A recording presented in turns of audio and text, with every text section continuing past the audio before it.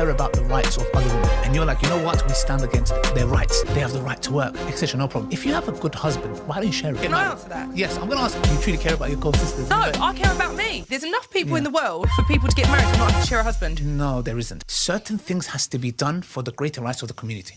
Do you know the man, the man, the man? Do you know the man who lives on Dawah Lane?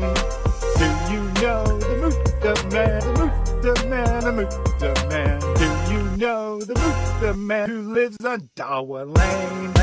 Hotel, motel, Holiday Inn. If your second wife starts acting up, threaten her next of kin. You're out of a job, boy. You're finished. You're finished. Wallahi, you're finished. You're finished. You're finished. Wallahi, you're finished. Us Dawa guys are just perverted individuals. Wallahi, you're finished. Aha! Aha! All right. We are back. Welcome to Reasoned Answers, your home for the Crackhead clown individuals. Today, we're going to be looking at the ultimate crackhead clown individual, our good buddy, Mohammed Hijab, back in the news for multiple reasons. A new video from Behind Veils dropped yesterday. We're going to take a look at that and what it means for Mohammed Hijab's little Dawa empire. Simultaneously, Mohammed Hijab is having a very bad week. After a 2 to 3 year court battle, he lost his attempt to sue the Spectre for defamation. Oh, spectator. Spectator. What's Spectre the bad guy in? And as a result, he has been saying some very interesting things on Twitter. So we'll start with those, but they tie in neatly to how the Dawa scene, we are starting to see signs of revolt against Mohammed Hijab. As anyone who knows, who's been paying attention to the Dawa scene for more than a short period of time, knows that Dawa guys come and go. As soon as they become not so useful anymore, they are thrown under the bus, discarded like yesterday's garbage. Meanwhile, the same voices keep speaking for years and years and years on the Christian side of the equation. I don't think that there is one Dawa guy that was significant when David Wood began his ministry that is still significant today. Of course, we got Mary Harb joining us today. Welcome, Mary. Your first thoughts? I think that the Dawa bros are in a bad situation because Mohammed Hijab collects blackmail material like some crazy people pile up old newspapers. So I think that they are caught between their fear of everything that he can reveal about them, because they both have tons of things to blackmail them about. They're also fairly uncautious among their buddies, yet their buddies are collecting all of this as blackmail. It seems to be a bit of a logic problem. And so they are having a hard time making a decision, because if they go against Mohammed Hijab, he's going to release whatever dirt they have on him. If they don't, then they're very likely going to go down with the ship. I think most of them are going to keep their mouths shut, hoping that there'll be too many targets to take everyone down at once. That's going to be my bet, that they're just going to be quiet. Yeah, it's a very interesting situation for sure. I mean, I would have thought, these guys, at least some of them would be like, oh, this is my opportunity to go from, small little Dawa guy to big top Dawa guy if I can take down Mohammed Hijab. But they all seem to be also terrified of him. I don't think anyone's all that, well, Ali Dawa is probably personally loyal, but other than him, probably people aren't all that personally loyal. But as you said, they are also terrified of what he could do on his way down, right? He's going down, but he could take other people down with him if he so chose. And so they don't want to be that guy, right? They don't want to be the guy that Mohammed Hijab drags down as his pathetic little Dawa ship sinks into the ocean, never to be seen again. or something. I do enjoy the thumbnail today. I don't know why. That one just really, I just really enjoyed the thumbnail today. A lot of thumbnails is like, that's a good thumbnail. But this one, I'm like, yeah, that's nice. That's nice thumbnail. All right, let's just dive right into this. So we're going to start with some tweets here from Mohammed Hijab. This is his first of a few statements on his court case here. I have no concerns for the enemies of Islam. What they say is to be expected. What is deeply troubling, however, is that some Muslims unquestionably accept Jeremy Johnson's rulings as if it were Wahi.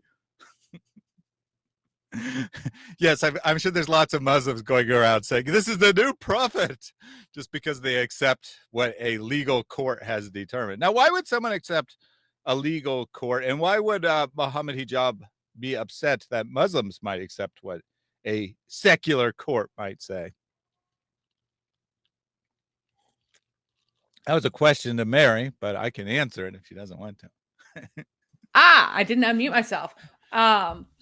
So Hijab does not want any Muslims finding out what's actually going on and what he pulled. And he assumed that Muslims, because, they believe in Islam, are going to be so gullible and so stupid that they won't bother to find out the facts of the case. And so they'll just be like, Mohammed Hijab, he is a Muslim. He must be true. But he's very disturbed by the fact that they're actually finding out what nonsense he claimed in his defamation case, and they're like, oh my gosh, this is like humiliating for us because it makes us look like absolute sleazebags. And he was certain that nobody would check it. He didn't even think the court would check it, right? Because what he did is that he got his buddies to write him notes saying that we're not going to give you any more money because of this, because it has been revealed what a horrible person you are through the Spectator article, right? But these are his friends, these are his buddies, they were colluding together. So the fact that it was so, it's Ali Dawa who wrote this letter, and they were clearly prepared for the defamation case, right?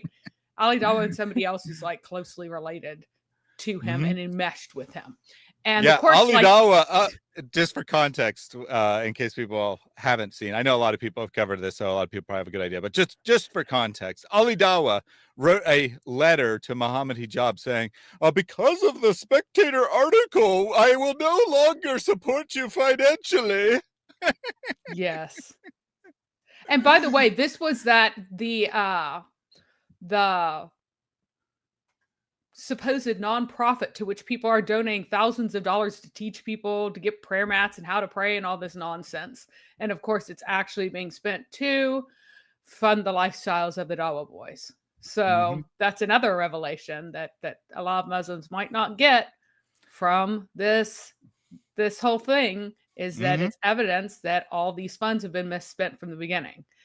But so I mean, the contracts that supposedly were canceled were fake, obviously, but the fake dollar amounts do tell you something about what the Dawa guys think is a reasonable fee to come speak and to do this work for Allah. They expect thousands of dollars, right? Thousands of dollars to come and do this charity work for Allah. So when Muslims are donating, and Ali Dawa is begging for another £100, that 90 of those pounds at least are probably going into his pocket or Mohammed Hijab's pocket or one of the other Dawa boys' pockets. And that's why they've been trying to raise money to build a mosque for like 10 years, because a few dollars might go to the mosque building, but most of the dollars go into their own pockets and pay them for the promotion of the building of the mosque. Ahmed Mosa says, cry more. I don't believe I'm crying at all. I'm enjoying this. I am laughing. I'm reveling in the fact. And if you're fine with your Dawa dollars, that you gave to Allah so that you'd get the benefit of building a mosque. You built a house for Allah in this world, and then he's going to build one for you in the next world, except all your dollars went into Mohammed Hijab's pocket, so Allah didn't get any benefit. So you just gave money for nothing. You won't even get any reward from Allah since it didn't go to him. But if that's what you're fine with, then by all means, keep sending all your money to Hijab. I don't care. Why would I care? As we're about to see, all the money you're sending to Hijab is just going to the kuffar anyway. Yep. So now that he's lost all that money that you paid for overpriced prayer mats and for an Islamic center for a masjid that will never be built is just going to go and pay the Spectator and help fund it. Nice. Mm-hmm.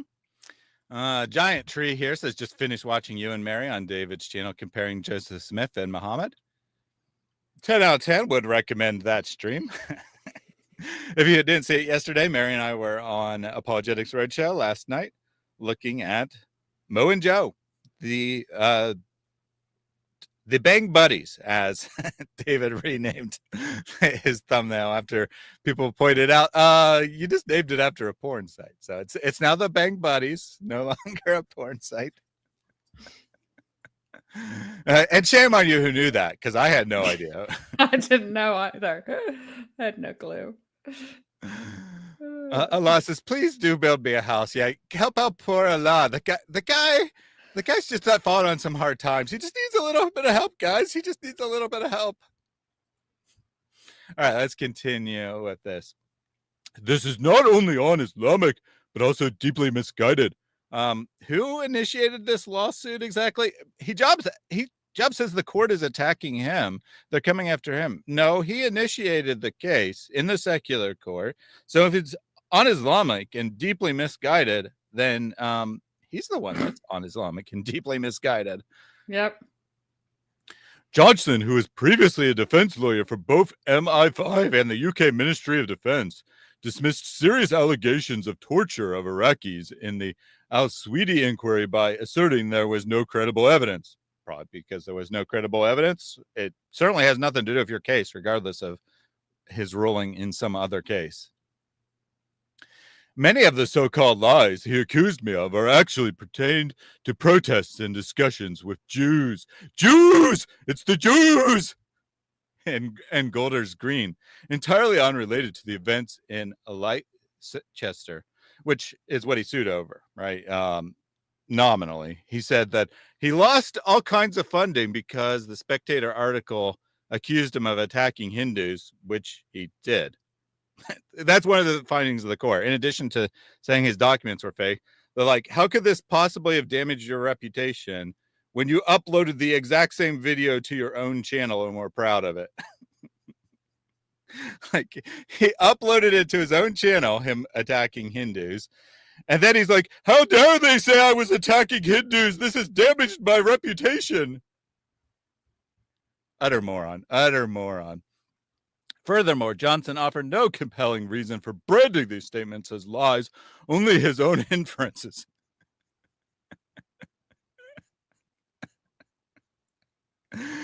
Mary, have you read the conclusion of the court? Did they offer no reason whatsoever why Mohammed Hijab's documents were fake? No, they explain exactly why they were fake. And they're fake. Unless you are a complete moron, Muslims, you know that they're fake. And Mohammed Hijab is just butthurt that some of the Muslims weren't as stupid as he took them to be. That's basically it. Thank you, John Wilson. Apparently it's pronounced Lester. Lester.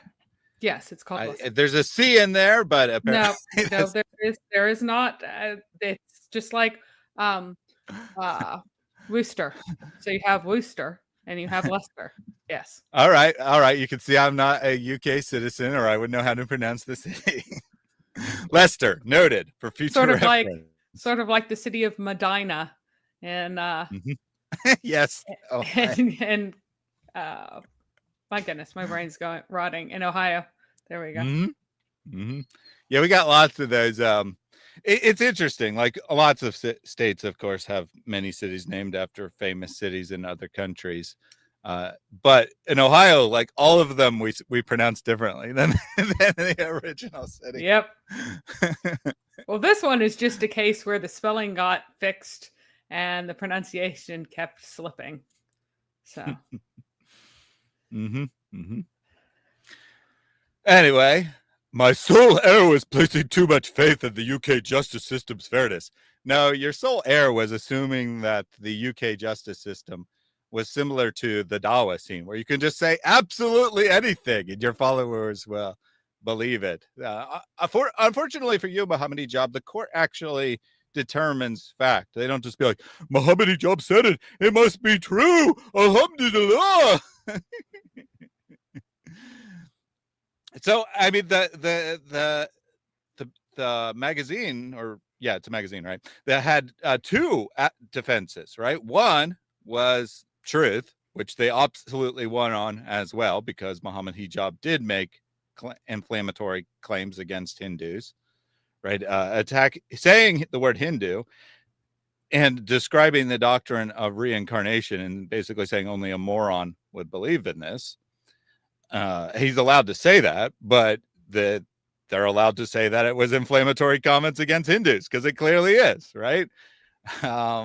So they won on truth, but then they also won on the merits of the evidence, where Hijab had no evidence of actual damage against him, because all his evidence was faked contracts that were obviously faked. His buddies, who have continued to work with him extremely closely over the last 3 years, did not cancel a bunch of contracts.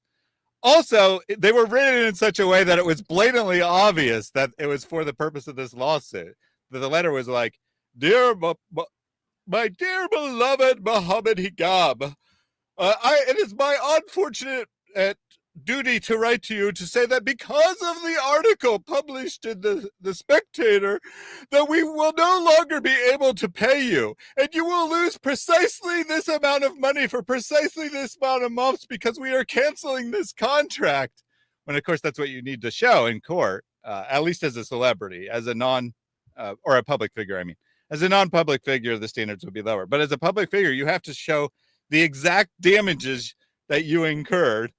And so he stupidly thinks he can have Ali Dawa write a letter that says you lost this amount of money, and no one will question that.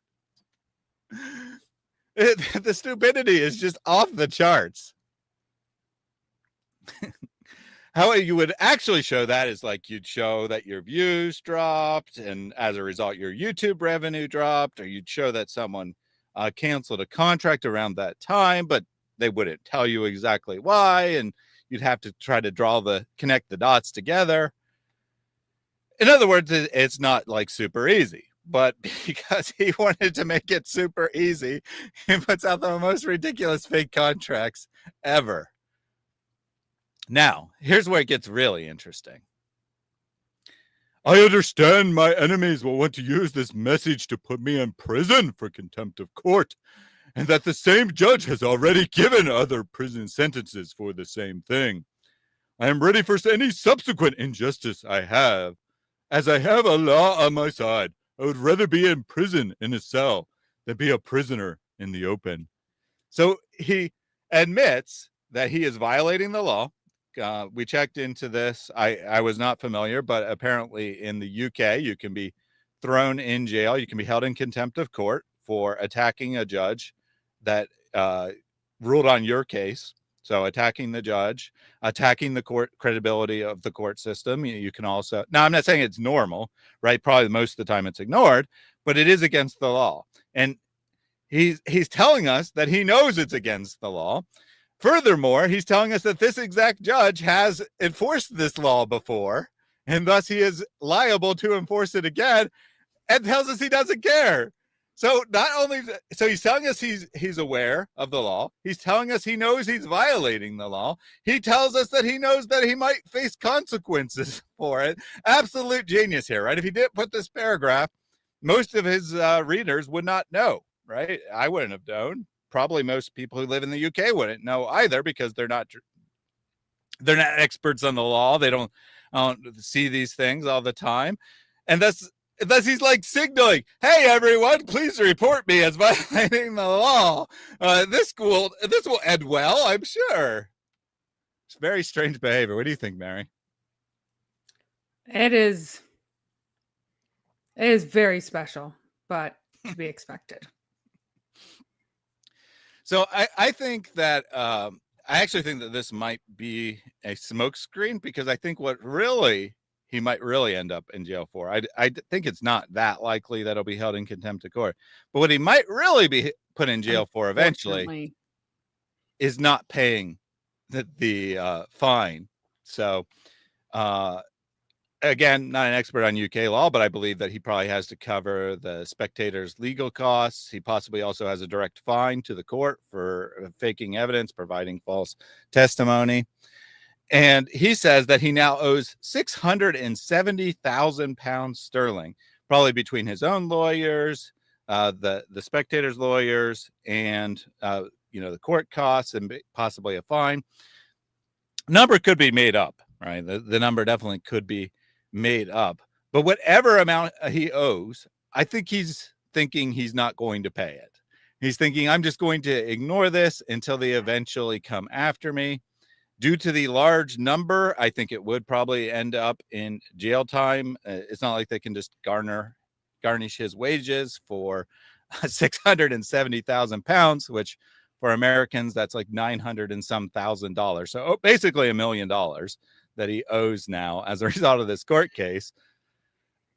To the Muslims, every dollar you donate to Mohammed Hijab is going to end up going to pay this legal bill one way or another. Either he's going to voluntarily start paying it, or the court's going to come after him and seize all his assets and throw him in jail to get the money that he owes. So all your donations to Mohammed Hijab are just going straight to the kuffar. They're going to the court, and they're going to the spectator, and possibly going to Douglas Murray personally. I don't know if he was actually personally implicated, even though he wrote the article. So keep donating, right? Donate now, everyone. Donate now, everyone. Mohammed Hijab is funding the UK courts. He's funding the spectator's work against Islam, and so on and so forth. Little laughy face. Yeah, really hilarious there, Mohammed Hijab, that you owe almost $1 billion. It's fantastic, actually. This is going to drain all of the stuff that he skimmed off of the. He skimmed it by misrepresenting himself. His YouTube views, his direct donations to himself are one thing, but he has been representing himself as promoting various charities, and the money that he has collected has done nothing. Like, what is he doing with this money? Right? Mm-hmm. It just disappears into a hole, never to be seen again. So this basically means that all the money that the people have sent him over all this time is going to go to the court. And additionally, he is not going to have the cash for his hotel girls anymore. And his wife I told his wife to leave him before. You should have left him. You should have gotten a settlement out of him before, because now you are going to be bankrupted with him. Yep. I warned you. Allah says, donate now. The spectator needs your contributions. Yep. All the Muslims, right? Hijab is telling you. Now, again, I'm not sure this number is real, but he definitely owes some money, right? He definitely owes a substantial amount of money from this. So donate now, and all your funds can go directly to help the spectator. This is justice. He doesn't live in Saudi Arabia. He doesn't live in Pakistan. He can't just do whatever he wants and expect there to be no consequences. He lives in the UK. He's subject to UK law. He could say it's corrupt all he wants, but the fine ain't going away. Yep, time to get selling those prayer mats. Can you wait? Can't you wait for Ali Dawa to spend the next month every day? Guys, we just need 100 more pounds to help Mohammed Hijab. He is He's really suffering, guys. We just need 100 more pounds. Someone donated 10 pounds. This is so awesome. Guys, we need 10 more pounds. As his viewer numbers plummet to zero, right? As the viewer numbers plummet to zero, and then God Logic has to send a raid his way because he's got 12 people in his chat because he's destroyed his whole audience. Yeah, of course Allah is here. Allah is everywhere. Gosh, don't you know? Let me take a super chat from Songs of Relief. Or not. Let me see what happened here.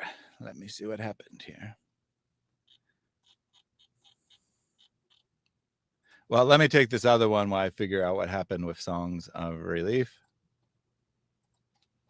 And Allah will bless you in a million ways. You find the tree will grow and you will have lots and lots of wealth. This is the example that we gave to the children. And I'm letting you know that when you sow that seed by giving, you shall receive much more than you gave by the will of Allah. Give as much as you can, for indeed you will reap much more than you have sown. Thank you very much. You'll definitely reap much more in return there, Cold Train. Hijab assets are halal. You can't spell halal without Allah. Indeed, indeed, indeed. So the other text-to-speech did generate. I'm not quite sure why it didn't play, but I will just play it manually. It's fine. It's fine. We can do that.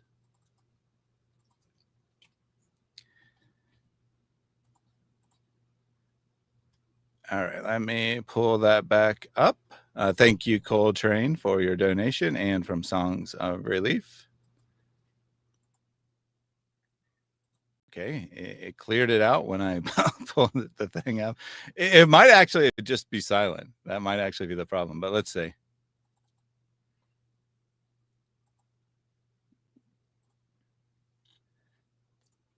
Why are you so obsessed with me? There you go. There you go. Not quite sure what was up with that. I'll look at the logs later and figure out why it didn't work properly, but thank you for the donation, Songs of Relief. And yeah, I am definitely obsessed with Mohammed Hijab. He put a message, right? He put out a message on his Twitter, which I don't have ready here, but it says, I want to thank the enemies of Allah for making me so important. And you're welcome, Mohammed Hijab. You are definitely our favorite apologist because I'm willing to bet, right? Obviously, it can't be proven one way or another, but I'm willing to bet that Mohammed Hijab has led more people out of Islam than he's led into Islam. Yeah. Certainly, he's generated some wealth for himself, which is now all going to the kufr, but... So we are, he is certainly an excellent Christian apologist. Yeah. Leading people straight out of Islam along with Ali Dawa. Indeed, indeed. All right, let's get, I have one more tweet here from Mohammed Hijab. He has a new plan to cover his 670,000 pound debt. What he's asking is for someone to throw a fight, which is completely illegal. So he can get himself into all kinds of hot water about this too, because you can't stage rigged fights unless you basically, if you put it as an exhibition fight, it can be rigged. If you don't, if you say it's a true fight and you're paying someone to throw a fight, and Mohammed Hijab is a little weenie, he's not going to get punched in the face. He's a baby. He would cry if somebody hit him in his big old nose. We all know it. He's never fought anybody. So he won't do a real fight. And that'll probably be in the terms, you may not hit in the face because Allah is against hitting in the face. But, and again, and this is actually, boxing is completely against Islamic law, by the way. But if he does this, it will be rigged. And if he does not state that it is an exhibition fight, explicitly one that's not one that's a true fight, then it's illegal. So he may get himself in even more hot water with this nonsense. I would love for an MMA fighter to answer this, just to find out what the terms, what he's trying to do, and then expose him when he asks for the fight to be thrown. Yeah, that's a good point there. So anyway, reading it. MMA heavyweight opponent wanted October 11th. We are looking for a heavyweight MMA fighter for an upcoming bout on October 11th. Hussein says, why October 11th? I don't know if there's any special significance to that. Maybe maybe that's when the venue is available. Not sure. Requirements: professional record between 0 and 5 fights. So in other words, no professional experience or very little professional experience, but any amateur record's fine by Mohammed Hijab. Yeah, just an FYI, five fights is a pretty long record for yeah, fair enough, because you only just to be fight clear, once a year. You can't really handle getting hit in the head that often or that much. It scrambles your brain pretty permanently. So most professional, like total number of professional fights that professional fighters go through is not that high. It's not, this is not like a sport like football where they're out multiple times, many times a year. You don't have 12 professional, you can have 12 professional games a year. You never have 12 professional fights a year. Yeah, correct. You generally have 0. You have 1 to 2 probably while you're active in your career. At least in boxing. MMA is slightly higher because punching is not a major part of it, but still. Yeah. Anyway. Striker. Yeah. The promotion is offering a very competitive pay package for the right opponent. Yeah, the right opponent, as Mary speculated, there's someone willing to throw the fight, right? I wonder, I wouldn't be surprised. I wouldn't be completely surprised if he's trying to set up a professional fight so that there is betting lines on it, and then have the person throw it so that he can make a bunch of money betting on himself, or, having his friends bet on himself. Which is phenomenally illegal. He's not going to listen to me, so I don't mind saying this. The whole, don't stop your enemy while he's in the middle of doing something. If you tell Mohammed Hijab that he's a moron and he's going to get, and his brilliant idea is stupid, and he's possibly facing serious prison time if he does this nonsense, it wouldn't face him in the least. Would not face him until it bites him. That's it. Yeah, so Allah said, is that his record? So I thought that at first as well, that he was saying he was 0 and 5, but no, he means between 0 and 5 professional fights. So he basically saying a professional's allowed, he just doesn't want a top professional or whatever. I thought at first it was his record too, though. If you're interested, please email whatever with your fighting record, your contact details, subject MMA fight. We will contact you directly with the promotion. So there you go. And he's already posted a couple times complaining that no one has accepted this very generous offer. It has been 48 hours. He really needs the money, guys. He really needs the money from this professional fight. So please help him out. Someone please fight him. Preferably someone who won't throw the fight, and will give him a day to forget, because he won't remember it. I don't know.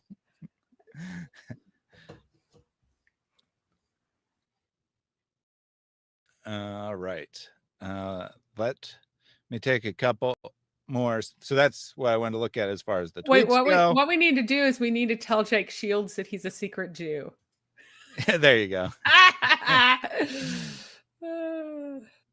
Hussein said, did you see the new Behind Veils video? Sorry, got here yep, that's about what we're about to go into. I just want to cover those tweets first, but then we're going to go into the Behind Veils video because they tie together. They tie together.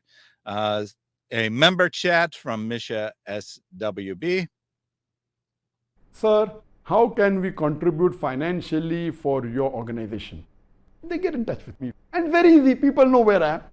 And once they get in touch with me to contribute without causing problem, to contribute in big amounts. And many people call me for lunch and for dinner and for meal And for every meal, they give big amounts, alhamdulillah. So those who really want to contribute, they come and meet me. Misha here says it was Joe Smith behind the Diddy line of Al Zoot UC. Yeah, could be. I don't think Joseph Smith was alive in the 7th century, though. So probably not. But who knows? Maybe he got in his magic seeing stone time machine and was there commanding the Al Zoot people to attack Muhammad. Yeah, it could be. Anyway, thank you for being a member for 8 months. And we do have Ryan becoming a channel member, which apparently the new... Every single person that donates, inshallah, you're going to get a reward. You know what? Forget donate. Invest. You invest in your hereafter. Forgive me for pranking you guys, but I had to. Yeah, I'm the king of clickbait. Goodbye. We're going to be saying goodbye to Mohammed Hijab here shortly, I think, as he goes off to jail. It'll probably take a couple years, just to be clear, but I think he probably will have jail time at some point. Ryan became a supporter. Thank you for that. Some of you may be wondering what happened to the members only live stream. I was potentially planning on doing that on Sunday. Saturday, I was potentially having a discussion with a Muslim. Let's just say that there was a breakdown of communication and we didn't get that scheduled in time. So that will happen next Saturday. And then I was potentially doing the member stream on Sunday, but then David asked Mary and I to stream on Sunday. And I had a video I was working on. Didn't quite finish that last night. It'll be finished tonight. And so I didn't want to do the member stream. I was going to do it today. And then Behind Veils video came out. So we'll do that later this week. Later this week, there'll be a members only live stream. Thank you for Ryan for becoming a member, and be on the lookout for that special live stream that you can now be a part of. All right, let me get the video shared here.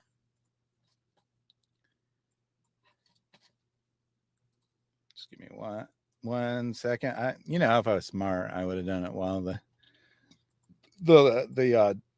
super chat animation was playing, but that would require foresight. So not going to happen. There was a funny comment that I wanted to take real quickly as well. Where was that? And I didn't flag it, and I don't remember exactly what it was. Whatever. I'll find it while I'm playing the video. Let's just get started with the video. So this is the brand new Behind Veils video. HP Dawa list, the final warning. He should have said the Epstein Dawa list, final warning, but we'll allow it. We'll allow it. Just a few weeks back, we pulled back the curtain and gave the world a glimpse into a private WhatsApp group as deception unfolded before their very eyes.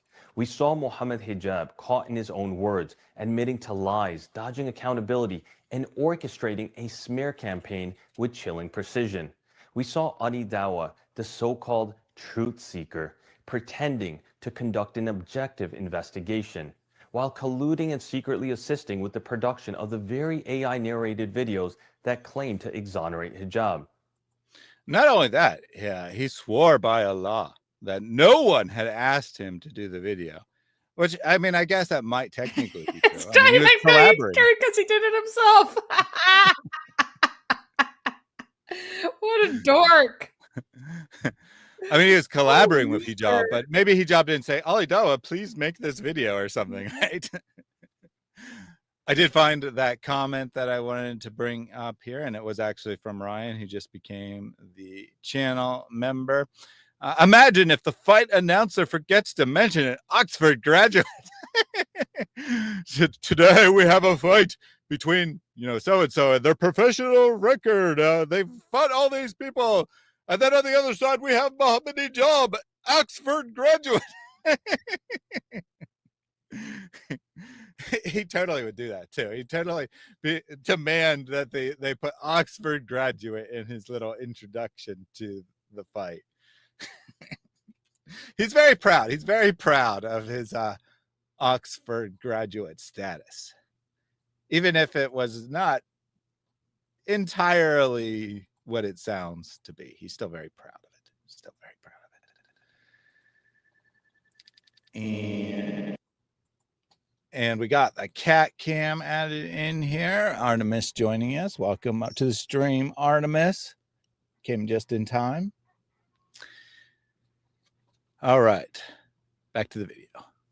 And then we saw Hashim from Dawa Wise, Mohammed Murad from Deen Response, and others scheming how to weaponize mental health and blasphemy labels to assassinate the character of Sister Aisha. These were not casual conversations. They were deliberate strategies to destroy her name, silence the truth, and bury the crimes beneath public doubt. In the days that followed, the community erupted. Outrage, disgust, people demanding the release of the full list. Comments raining down on their videos like fire. Hashim being publicly confronted only to run to the police, crying harassment because a 16-year-old boy dared to ask about the truth. Young Bob even making his way into the Behind Veils videos. Good job, Young Bob. Humiliating Hashim. Oh, police, help me, police. This boy who's not old enough to talk about marriage. He's hurting my feelings. Which, in case you don't know the reference there, that was the first thing he tried to claim, is that you're not old enough to talk about marriage. It's, 16, not old enough to talk about marriage in Islam, apparently. I don't know how that works. And yes, Jack Ray, I did realize that the Discord popped up with a notification there. I had forgotten to close it, but it is closed now. No more Discord beeps. No more Discord beeps. You might still get the text message beep, because I can't figure out how to turn that off. But you could just disconnect your phone from your computer while you're streaming. Yeah, I could do that. My goodness. We did eventually figure out that the one that I couldn't get rid of is because the Android phone synced with the computer, that it'll give me a notification when I get a text message on the computer. I don't know how to turn it off though. You can turn off the text notifications on your phone too. Yeah. Okay, if it becomes an issue while we're streaming, I will shut down my phone. Chris Oakley says Young Bog showing Dawa is suffering. Indeed, he is. Right when the Dawa man with 20 years experience, as Hashim describes himself, can't handle a 16-year-old with like 1 year of experience. Pretty sad state of Dawa. Pretty sad state of Dawa. And yeah, Young Bob is definitely fantastic. Enjoyed my interview with him. It's not their fault. They're stuck with the stupidest religion of a desert crackpot who knew nothing. And it's really hard to argue anything that he ever said, which is why you have to run away to make up things like, it's scientific miracles. Oh, it's perfect preservation. Things that people ever argued before. And then we got the genius here, Squiggles. Welcome back, Squiggles. Look forward to talking to you this coming Saturday. You guys always run to the police. Ha ha ha ha ha ha ha. Yeah. Hashim is definitely a Christian running to the police and complaining about thanks for saying harassment. That Hashim is not a Muslim. Hashim is no longer Muslim, everyone. Dur Fikr here says he's not a Muslim. He's an apostate, and that is why he is running to the police. Mohammed Hijab is not a Muslim, according to Dur Fikr, because he ran to the police. He ran to the courts. So thank you for declaring that these pathetic losers are, in fact, not Muslims. We're glad to hear that you have thrown them out and they're apostates now. Yep, good to know. Good to know that the top Dawa guys are not real Muslims. They apparently are just Christians who always run to the police for help. Meanwhile, Hatun was violently attacked twice at Speaker's Corner and declined police help both times. But, What is being violently attacked in comparison to someone asking you to answer a question? And behind the scenes, even some members of the private WhatsApp group reached out to me saying, we didn't agree with it. We didn't take part in it. Uh-oh. Some of the 75 Dawa boys, they're not so interested in supporting Mohammed Hijab. Uh-oh. Crumbling.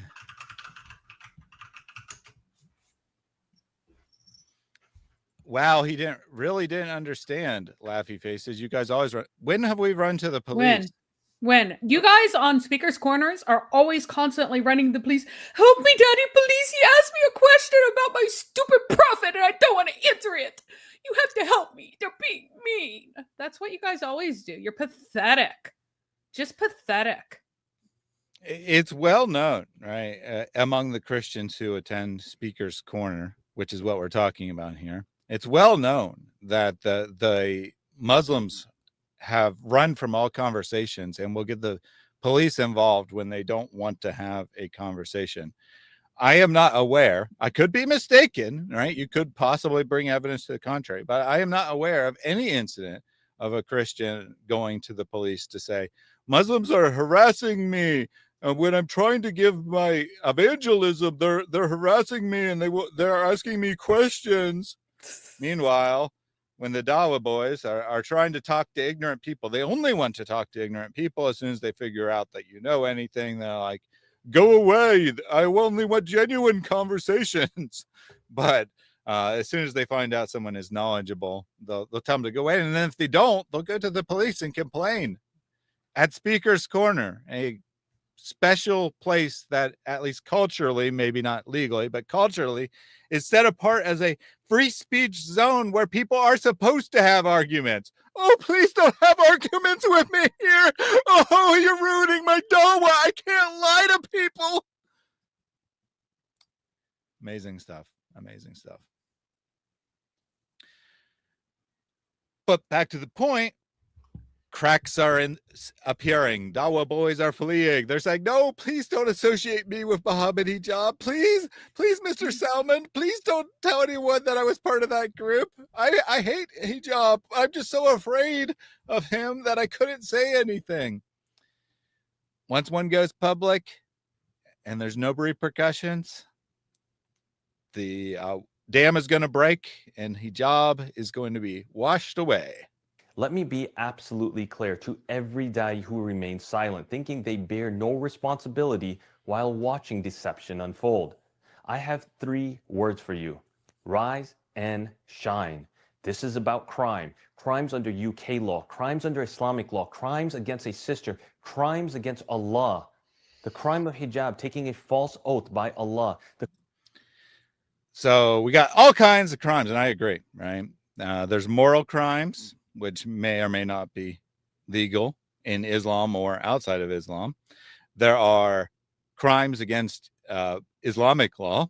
Now, granted, there's not a lot of those because Islamic law is very forgiving, but there's plenty of laws against UK law as well. All these crimes Mohammed Hijab is committing.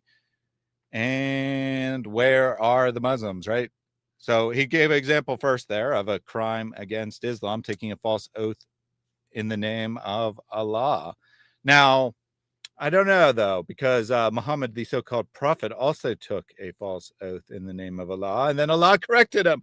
He said, I did not command you to take that oath, therefore it's an invalid oath and you should break it. Which I guess yeah, apparently prophets are so stupid in Islam that they don't know whether or not Allah agrees with or disagrees with an oath until after they take it. They have to specially ask, but other people are bound by their oaths. But prophets have no idea what Allah wants until Allah goes, wait, I didn't say to take that oath. And yeah, you know what? We don't disrespect any prophets either. Your caravan rapist murderer is not a prophet. Exactly. So do you respect Joseph Smith? Do you respect Joseph Smith? So why should we take your religion any more seriously than you take Mormonism? Exactly. I want you to answer that question. Do you respect all Every person who's ever claimed to be a prophet. Because if you do, I'm going to have some very interesting information for you. But if you don't, then I'm fine with that. But don't expect us to respect someone we consider to be the most obvious false prophet in human history, who has done more damage than any other false prophet. He's the least worthy of respect of any person to ever live, because he's personally responsible for leading 2 billion people to hell. Yeah, I'm not going to respect the guy who led 2 billion people to hell. Yep. If you want to respect false prophets, by all means, go right ahead, respect them. I have no interest in doing that. What would happen if a guy popped up in an Islamic country going, "I'm a prophet"? Mm-hmm. I'm the new prophet. Yeah, Okay. do you respect that the Mahdi claim it? Because he's claiming to be a prophet. What would you do to the guy who says that he's the Mahdi if he were in Pakistan? What would you guys do to him? He says he's the Mahdi. Why not? And then we got Chief Wiggum here. Do you respect killers of God who mock him in the Talmud? Well, none of those people exist. I mean, all those people are dead. I don't know who they are by name. So, no, I don't respect them, but I can't really disrespect them either, because I don't even know who they are. Now, if you are attributing something written in the Talmud to all Jewish people currently living, then that is clearly a problem with you. Not well, with you Jewish see, people. you are not able to call Joseph a pedophile because Joseph never had sex with Mary in any of those narratives, whereas Muhammad had sex with Aisha when she was 9. He is a pedophile. That is what pedophilia is. He had intercourse and desire for a prepubescent girl. Yeah, I don't think that's disrespecting him. I mean, I totally don't think it's lying about him. I mean, it's a factual statement that Muhammad was sexually attracted to minors and prepubescent minors, right? Which is technically what pedophilia is.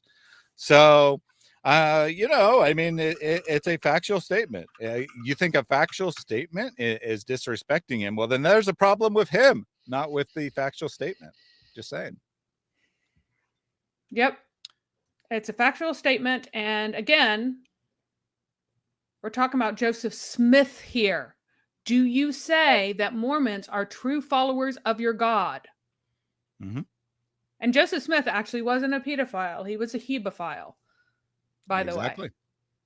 Exactly. Muhammad was an That's why I said actual technically. pedophile. Yep. Joseph Smith was a hebephile. Please look at you laws in U.S. Lol. Since when do I determine morality by the laws of the U.S.? But as long as we're doing that, yes, Muhammad would be a criminal under U.S. law, the worst kind of criminal who would be targeted and abused by other prisoners for what he did to Aisha. So I don't know what you think you're accomplishing exactly. So just asking, will you let Mormons run around your Islamic country spreading Mormonism because you respect their prophet? Yep. I want an answer to that. And should we treat can Mormons Muslims go and preach Islam in Saudi Arabia? Or can they preach Mormonism in Saudi Arabia? And should we treat Mormons with the same kind of respect that you treat? Should we treat Mormons with the same, or should we treat Muslims with the same kind of respect you would treat Mormons running around Saudi Arabia trying to convert people to Mormonism? Yep. A pedophile means someone who has sexual interest in a child who is prepubescent. Aisha was prepubescent. Muhammad had sexual interest in her. That's it. You can like adult women or mother figures at the same time that you also are a pedophile. They're not exclusive. It is not exclusive attraction. It is any attraction to a prepubescent child. And then for a couple people asked about this, so hepaphilia would be attraction of adult to adolescence, so at age of puberty, but still very much not fully mature. So that's what Joseph Smith had. He was a hebephile, and he liked girls from puberty up. Yep. So pedophilia is strictly speaking, even though it's used broader in common parlance, strictly speaking, it is only prepubescent. Islam is the dumbest religion that has ever existed. No one who has any kind of education could possibly think that it's true. The people with any kind of background that decide to join Islam do so for the feels, not because they're idiots. They think that there are feels in this disgusting thing. Really, it's a kind of jungle fever for the exotic. I mean, no problem. Right? No problem. No problem, Mr. Squiggles. We know that Christianity is the only true religion. So according to you, we can say we don't allow others to corrupt God's message. And so we won't allow you to preach Islam in our land.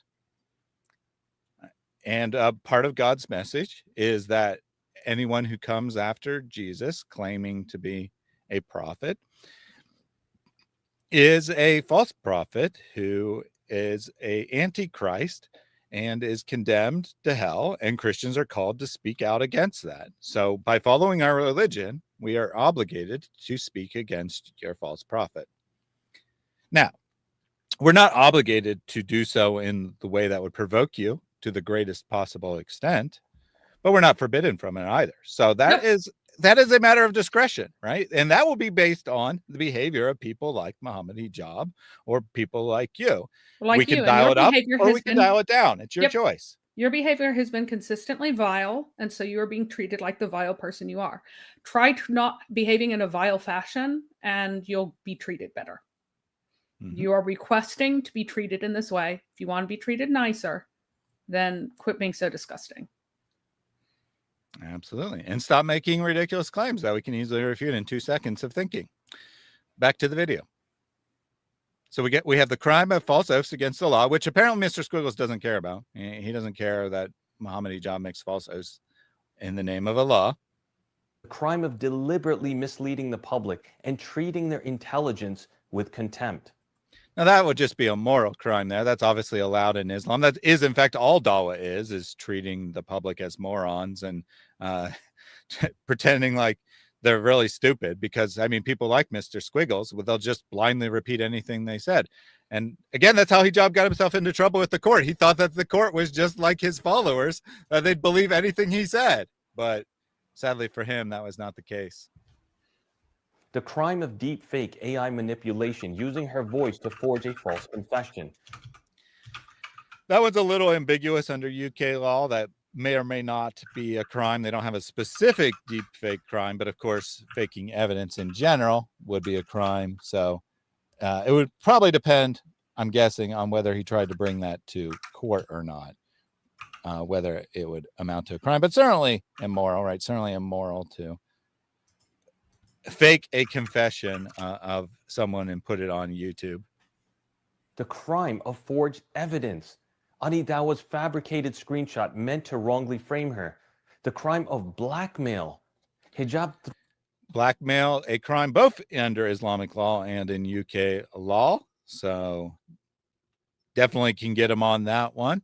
Now, unfortunately, Sheikh Tarani would have to be the one who would bring a request for the police to investigate and whatnot. And I don't think he's going to do that. So unfortunately, Hijab probably gets away with that one, at least as far as UK law goes. Threatening Sheikh Tarana with a deadline to retract the truth and leading to the Sheikh having to be admitted into the hospital. And while these crimes unfolded, 75 duat sat silently in the same chat, watching, reading, witnessing. And again, I want to be fair. I'm sure there's people who are part of that group who actually don't read the messages, don't pay any attention to it. They, joined a year ago and they don't pay any attention. So some people, a few people in that group, they might have some plausible deniability, but not anymore, right? Because it's certainly been brought to their attention by now. And maybe that's some of the 75 who already messaged Salman and said, we don't agree with this, right? Maybe they weren't really actively paying attention. Others might be afraid. Obviously, being afraid is not sufficient reason to allow for injustice. I wouldn't blame an individual who, say, has a YouTube channel speaking against Islam and then decides to shut it down after threats. But I would have a great deal of respect for someone who does the opposite. And I would say they're on much higher moral ground, right? there's other considerations. You know, you have a family to care for, and you may feel that outweighs, or you can do more work in person or whatever. So I'm not saying just because someone shuts it down that they're wrong, but I have a great deal of respect for anyone who would stand up in the face of threats and speak the truth, which is what I tried to do here. Obviously, I personally have experienced this, right? I lost my job as a result of criticism of Islam. And did I decide to shut down the channel, as some people gave me as part of professional advice, you know, issue apologies, shut down the channel, move on? Of course not. Of course I didn't do that. I doubled, tripled, quadrupled down, whatever. Now put out 10 times as much content, and much happier as a person as well as a result.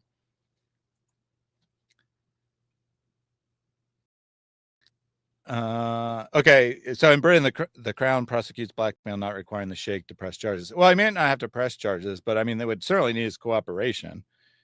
If he doesn't testify, they wouldn't really have any evidence now, would they?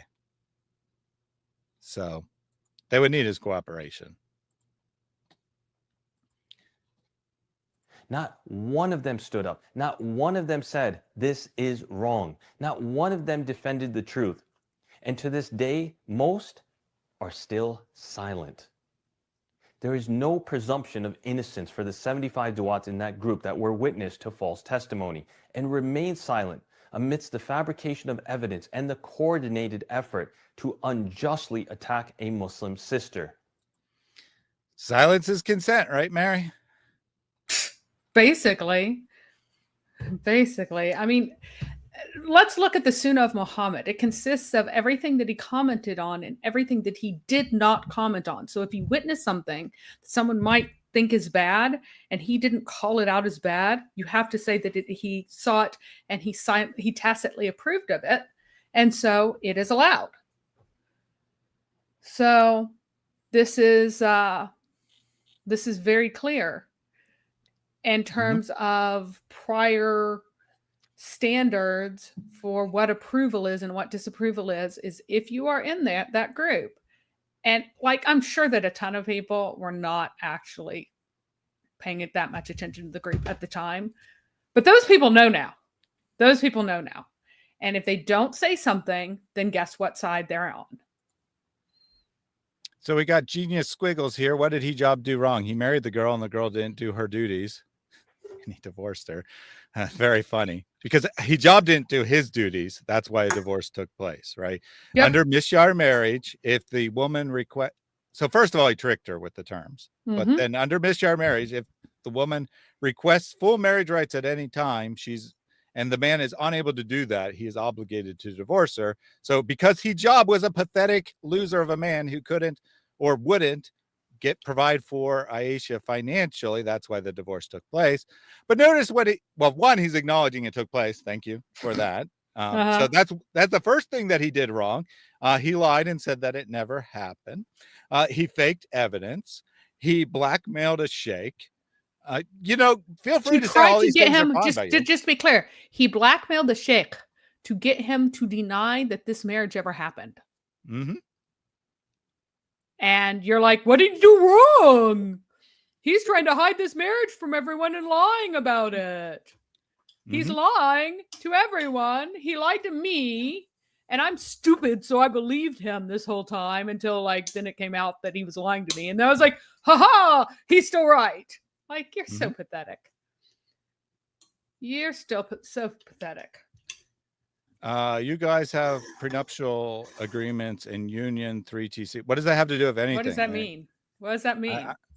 Well, yeah, I think he's saying it's similar to a prenuptial agreement, but it's or something. Not, because guess what? I mean, you can't just lie and give false terms in a prenuptial agreement. You're legally responsible for what you put in that. Right. And Mohammed Hijab lied. There was no Misyar marriage prenuptial agreement. Did not exist. Yep. So, no. Aside from which, you guys are filthy bigamists and more. So I have absolutely no respect for you to begin with. Pathetic. Yeah. And just for the record, I do not have a prenuptial agreement, and I imagine Mary doesn't either. No. So us guys do not, in fact, have a prenuptial agreement. That's a very rare thing, just so And to you're be aware. clear, everything that is my husband's is mine, and everything that is mine is my husband's. We don't do this. We pay for sex. We don't prostitute our wives. We have a union between husband and wife in a true marriage. We don't have contracts for their vaginas, which is what you do. You rent vaginas until you're tired of them and stop paying rental and then have to pay a lump sum at the end. It's a rent to own kind of situation. And you have to pay the lump sum when you get rid of that one. It's so disgusting. Perfect. You guys don't Rent to have own. marriages at all.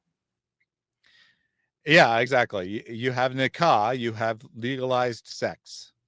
You don't have marriage. You don't have a proper union as God ordained. And he says, Muta is abrogated. Well, you have no information. Yeah, people use the term muta to describe Misyar. I know they're just so ignorant and stupid, even though Misyar is mostly the same thing, but worse. Yep. Right. It's a temporary marriage, but without a predefined end. So the woman is trapped until she gets her divorce. Right. Unlike Muta, where it's pre-agreed for 2 days or whatever amount of time. Yeah, so much better. You Sunnis, you're just so much better than the Shia who practice Muta. You abuse women in the same way, but you don't tell them how long you're going to abuse them. Big Islamic improvement. marriages don't succeed ever. Like as an Islamic marriage, if you are following the Islamic, because what happened whenever Westerners visited back then, women were much more free about talking because they didn't know what Western standards were. When Westerners visited North Africa and the Middle East, what they were mostly shocked by, the women, female tourists would go in and would discover that all of these women were having sex with other men and that they were using the veil as an excuse to do so. And the vast majority of women were sleeping around. So if you say that that's a successful marriage, all right, fine, whatever. Also, Islamic countries do not actually record the divorce rate. They only record the number of currently divorced women. If you're remarried, you're not divorced, so they don't record you. Now, compared to actual Christian marriages, yours divorce rate is multiple times higher. It's approximately the same as the general population now, full of heathens. So your divorce rates aren't much better than heathens. And the only reason it isn't higher is that women are terrified of losing the support that they have because they have no rights. Yeah, exactly. I mean, if you want to say it's not a failure because the man gave the woman's father enough money to contract for sex, and he receives such sex, and thus the contract was fulfilled, then I guess you're correct that the marriage was successful, but that's not what we think a marriage is. By our understanding of a marriage, very few Islamic marriages are even legitimate marriages to begin with. And the ones that are, it's because the man is better than his God and his prophet and is ignoring what he's allowed to do. Right? He's allowed to treat his wife as a piece of property and use her however he wants. But many Muslim men are better than their God and prophet and don't do that and actually have a loving relationship with their wives. But it's in spite of Islam, not because of it. Just to be clear. And then Squiggles also said, you guys believe your God told you to give the left cheek if someone slaps you. Ah, ha, ha. Why are you going against your God? What does mocking Muhammad have anything to do with? Yeah. If someone slaps you in the cheek, give him the other also. It has absolutely nothing to do with that. Nope. Absolutely nothing. Am I like Mohammed Hijab trying to start street fights? Yep. I have never been in a fight in my life, Mr. Squiggles, like a fist fight in my life. I will say that I have not since I'm an adult. So there we go. Fair enough. Fair enough. And if a Muslim, to be fair, right? to be fair, the vast majority of fights I got into were defending other people. So if I a don't like Muslim- bullies. That's why I'm here Right. now. I don't like bullies. Right. If somebody's wailing on a kid who can't defend themselves, I would step in the middle and would happily make that person a grease spot. So Absolutely. And there, it's a lot more than just this verse, this actual discussion, but obviously you have no interest in actual Christian theology and how we would actually understand a doctrine of self-defense. So I'm just going to grant it for you. Because it has absolutely nothing to do with what we're doing here. Nothing we're doing here has anything to do with not responding in kind to violence.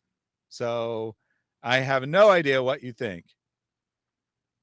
yeah, I've never responded. Pretty sure to you've never been in a fight. provocation. You guys run away. So you just told me that I'm violating the command, what you think is a command not to fight back. And now you're saying, yes, you haven't been in a fight. You run away. No, I've never been in a fight because I'm not a degenerate loser who's in bars causing trouble or a member of a gang or whatever. Right. I don't get in fist fights with people because I don't start arguments with people. It's pretty simple. Right. I don't like go looking for trouble. I don't go, I'm big, strong Mohammed Hijab. I'm going to go to where the Hindus are and make a bunch of inflammatory comments against them and then run away and cry that the news reported on what I was doing. Yep. And again, the idea is that we do not provoke violence by inviting a fight. We are not doing that here. We are making fun of your God. We're not inviting you to have a brawl with us. And we do not respond to insults by immediately starting a fight. Yeah, exactly. I have certainly been in situations where I could have started a fight, right? Where some people might have started a fight. Dude, and no, I didn't run away. Islamic gangs just are calmed the everywhere, situation dude. down. There are so many Muslims in gangs. There's so many Muslim gangs. It's not even funny. And yes, you do go to bars, you do drink, you just don't eat pork. Bars are full of Muslims. People who go, a guy will walk into a bar and talk with sadness about so-and-so who's eating pork. Like, that's the way you guys are. The slightly better ones will be in rape gangs, will run all kinds of scams, but then will but I don't go into a bar. So it's fine. Yeah, I mean, just a joke. In anonymous surveys where the participants are confident in the anonymity, you'll see that the usage of alcohol among Muslims is not all that different than the usage of alcohol. Let me rephrase that. The rate of abuse of alcohol, drinking to the point of getting drunk, is not all that different.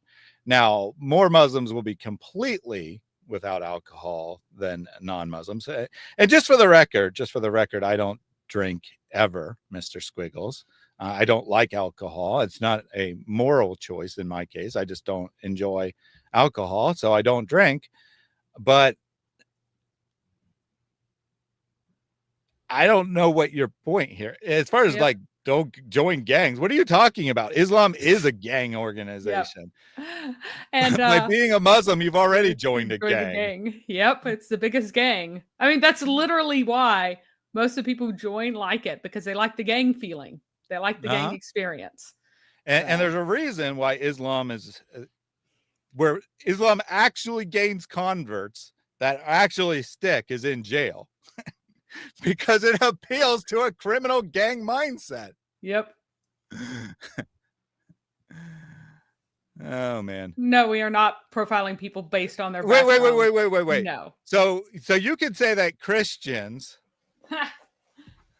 sleep around and go to bars and join gangs or whatever because white people, that's what you really mean, right? White people are Christian. Yeah. Do those things. Therefore, Christians do them. But if someone who self-identifies as a Muslim, and may or may not have an Islamic name, I never said anything about their name, but self-identifies as a Muslim, does all these things, and I say that Muslims do these things, or they, on a survey, check the box Muslim and then check, yes, I drink, that somehow that means I'm profiling people. And yes, this is where David Wood found out about Islam, because it was really popular in the prison among felons, because felons I don't know why really he like thinks Islam. that's funny. So that's extra funny. I don't know why Muslims think this is some great argument. Yes, David was a violent, degenerate, a psychopath. Then he went to prison. Then he found Christ, and then he gave that up, and he has never done that again, which shows you that Christianity, at least potentially, can save you from those things. And you're like, this is proof that David is a typical Christian. Okay. Yeah, typical Christians, when they become Christ, although they will fall from time to time, give up many of their sins and stop doing them. Thanks. I mean, thanks for testifying. Preach it, brother. Talk is cheap. How about you show some evidence from credible sources? You're spewing hate sources. Are you spewing hate? Oh, sorry. I added hate sources, but whatever. Well, I didn't pre-prepare this topic, but by all means, you want me to do a video on specify which topic? Because I mean, we've said a lot of things. Which thing? Do you want to look at the conversion rate to Islam in prison? I'd be happy to provide sources on that. Do you want to look at what anonymous surveys say about use of alcohol? I'm happy to provide that as well. I just don't know which item, right? Yeah. Which item you're doubting. He should enjoy a nice glass of Shiraz, which is from the Islamic State within province within Iran, while he reads this. And so Mr. Squiggles apparently has a video on his channel where he's dissecting a pig's head. What are you touching the pig for? Don't you know if you touch pig, you act like pig? Very odd. All right, let's get back to Salman here. We've had enough squiggles. Over the past few weeks, I've received an overwhelming number of requests through YouTube comments, social media posts, private messages, and even direct phone calls, all urging me to release the list. People want to know who was complicit, who sat silently while these crimes unfolded before their very eyes. Despite the growing pressure, I chose to wait, because there is a wisdom in patience. With time, the truth often begins to surface on its own.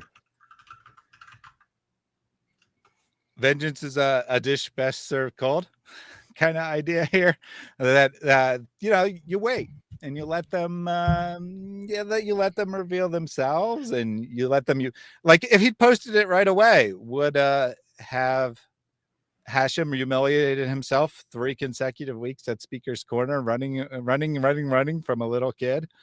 In his words, I don't actually think young Bob is a little kid, but running from a little kid in Hashim's own words. Interesting, right? Salman has been very smart the way he's handled the whole thing, and they just keep falling over themselves to condemn themselves. But yep. It's not going to last. Silence isn't going to last. And you can tell, honestly, I respect him. He desperately wants Islam to be something it's not, though. It's the same with Yasser Qadi. Actually wants Islam to be something that's not. Mm-hmm.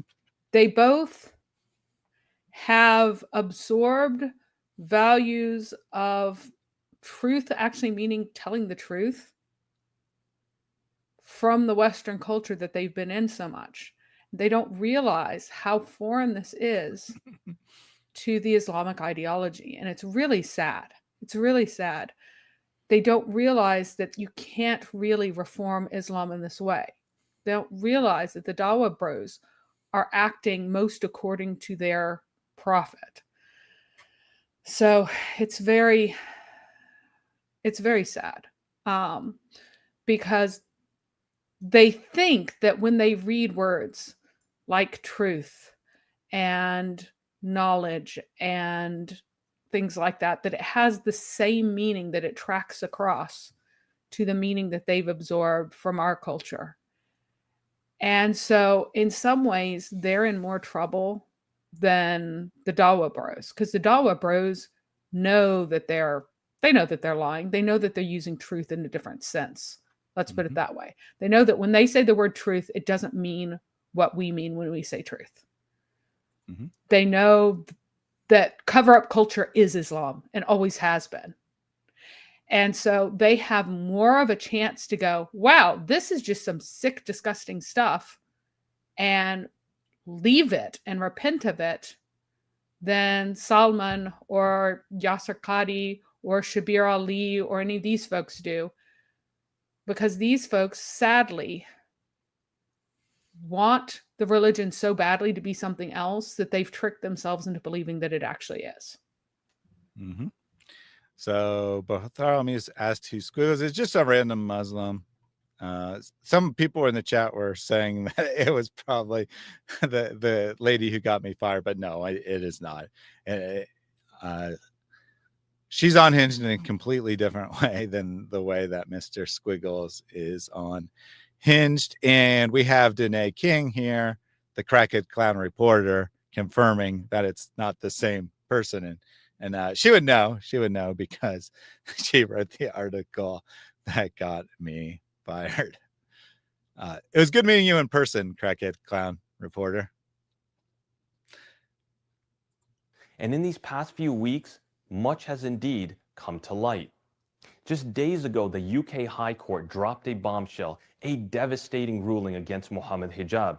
Not only did he lose his defamation case, the judge openly declared that Hijab had lied on significant issues, presented worthless testimony, and even fabricated evidence to support his claims. The court exposed how... And that sounds familiar. Lying on significant issues, fabricating evidence to support his claim. And it sounds just like exactly what he's done in this case as well. So we got the UK court case that he lied and fabricated evidence. We got Aisha case that he lied and fabricated evidence. Let's just go ahead and state the obvious. When he does Dawa, he lies and fabricates evidence for his case. Muslims, why is this the guy that you're defending? And Squiggles, why are you here defending this loser? Just throw him under the bus and find a new Dawa guy to support. You don't need Mohammed Hijab. Why are you so fascinated with supporting him? I really want to know. Because it's a gang. Mohammed Hijab is inside the gang. Dhul Fikr has to approve of him and has to defend him because he's in the gang and we're out of the gang. It's that simple. It doesn't matter what he does. It doesn't matter how degraded he is. Because he is a gang member, we're going to treat this as a gang. And those who are in, those who are out are out. Give me 1 second to restart the bot here. It crashed, so I'm restarting it. Poor sad bot. Service unavailable. Service is currently unavailable. Except it's not. Just like once in a blue moon, YouTube will do that. It'll not connect, and it's reliant on YouTube in order to be able to,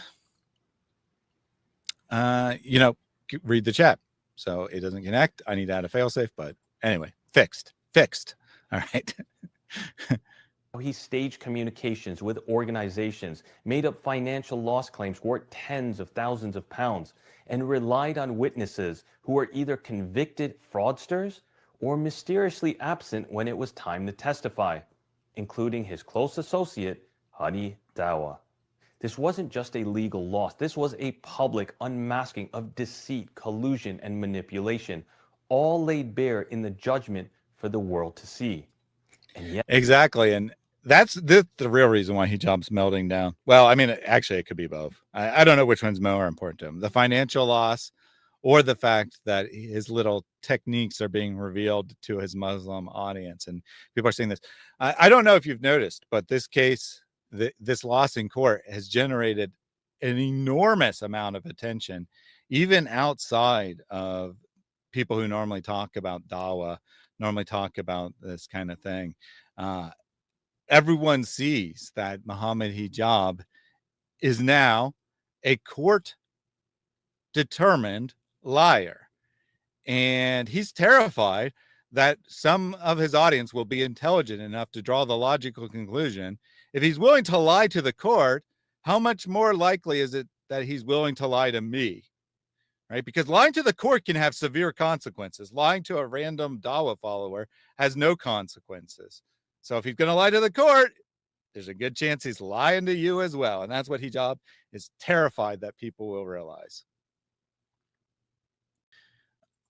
And don't forget to like the video if you haven't done so already.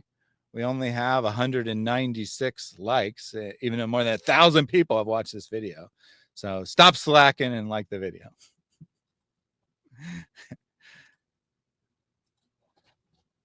That all his friends remain silent, not out of loyalty to the truth, but out of loyalty to their own convenience and self-interest. This is not Dawa. This is a betrayal of upholding our most fundamental religious principles. Yeah, it is. Yeah, it is. That's the problem. This is Dawa. At least as practiced by Mohammed Hijab and the rest of the famous Dawa guys. This is 100% Dawa, isn't it, Mary? Absolutely. It really is. Because, I mean, is deception allowed in Dawa? Are Yes. you allowed to deceive people into Islam? Absolutely. Yes. Like, you're allowed to lie to people to get them into Islam. That is a ruling. Cargo crew with a new one, at least for me. Without crooks, Islam cooks. I think that is correct. And I'm sure that there are some Muslims who actually believe that Islam is a beautiful, tolerant, peaceful religion and would attempt to do Dawa, like, you know, in their own personal lives along those regards. But as far as like organized, popular Dawa, 100%, it's come up with any argument, no matter how much of a lie it is, beat your chest really hard, impress your audience with your rhetoric. And when they convert to Islam, start harassing them until they follow all the rules properly. That is Dawa. Unless of course you're Andrew Tate or Sneeko, then the rules don't apply to you because you're too famous. But otherwise, you know, a normal convert, say whatever you need to trick them into the religion. And then as soon as they convert, start exposing them to all the things that they're now responsible for doing. And He is since falsely we probably- okay, Mr. Squiggles. He is falsely accused by Islamophobe judge who is supporter of Hindus and other pagans like Christian. No wonder they framed him. You are believing the absolute nonsense that Hijab posted. Well, it's he wasn't extra attacked by the stupid. court system at all. He initiated the lawsuit. Yes. What do you mean that they framed him? He initiated the lawsuit. He submitted the evidence that was deemed to be fraudulent. So he Oh my is God. the one who sued the other party in the non-Islamic courts. He sued them. Oh, supporter of Hindus. What? Because are you saying that he did say things that were inflammatory toward Hindus? Is that what you're saying? Are you agreeing that he did that, but the judge found against him because he just liked Hindus? That was not the case. Whether or not it was mean to say things about Hindus, that was not the case. The case is Mohammed Hijab claimed he never said anything mean about Hindus when he clearly did. Yep. That was the case. And I know that you're a Muslim, so you do not have brain cells that link together logically, because you'll just buy anything these Dawa boys say. Yeah, but as Raf Mad Monkey points out here, judges don't accuse the idiot, right? Hijab made the accusation. Yeah. The judge determined his accusation was nonsense. Yep. And he submitted the evidence that was fraudulent. Yes, there was fraudulent evidence submitted by Mohammed Hijab. By Mohammed Hijab. So he didn't know that the court would just not find for him and would actually examine his evidence. So he did it in good faith? No, okay. Yeah. Squiggles, you are required, because you decided to misspell Christian, and I'm going to put you in timeout in a second. If you do not answer the question, you are required to answer the question. Did Mohammed Hijab say some mean things about Hindus? Yes or no? Yes or I don't care whether or not it was justified. I don't care whether or not it's true. Did he say mean things about Hindus? Because you're saying that, oh, he just found against him. Attack because, the doctrine of reincarnation, right? Which is central to that? the Hindu faith.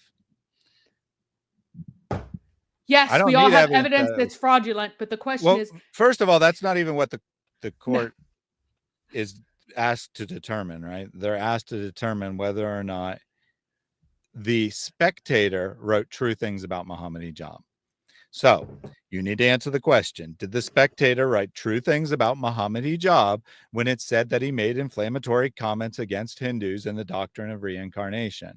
When Mohammed Hijab himself said the word Hindus, described the doctrine of reincarnation, and said that this is only really stupid people would believe in such a doctrine, and then uploaded the same video which the spectator described on his own channel. So did he or did he not say mean things about Hindus? I think you're just trolling at this point. I think you're just trolling. He only criticized Hindu terrorists who are hurting Muslims in India. Yeah, that was his claim. That was his claim. But have you actually watched the clip? He says Hindus and describes reincarnation. He doesn't talk about terrorism at all. So why is it that you are unable to process information like a rational, logical person? Why are you making a fool out of yourself and making Muslims look stupid? Because you are following the typical Islamic route of just buying whatever the person in authority says and basing your entire salvation, your eternal soul, on what you've been told in this kind of infinite telephone game full of frauds, thieves, brigands, and losers. And you're at the tail end of it, and you're the sucker who's probably giving him money. Either he's just flat out trolling and doesn't believe anything he's saying, or he is literally Mohammed Hijab's target audience, the Muslim who is so brain dead that they can't bother to think about anything in the slightest. It's one or the other. Either this guy is the most brain dead individual that is a core Mohammed Hijab follower, or he is trolling. One or the other. He's done. So he says, why do you guys love Hindus so much? When did I say anything positive? Nope. What did I say anything positive about Hindus? I said that Mohammed Hijab said this. Did I say that Mohammed Hijab was wrong? Did I say that reincarnation is awesome? Did I say that Hinduism is the greatest religion on earth? Did I say anything remotely positive about Hinduism? No. I made a neutral statement describing what Mohammed Hijab said. I would happen to agree that the doctrine of reincarnation is a stupid doctrine. That doesn't mean that it wasn't an inflammatory comment. I would not say that I don't make inflammatory comments about Muhammad, the so-called prophet.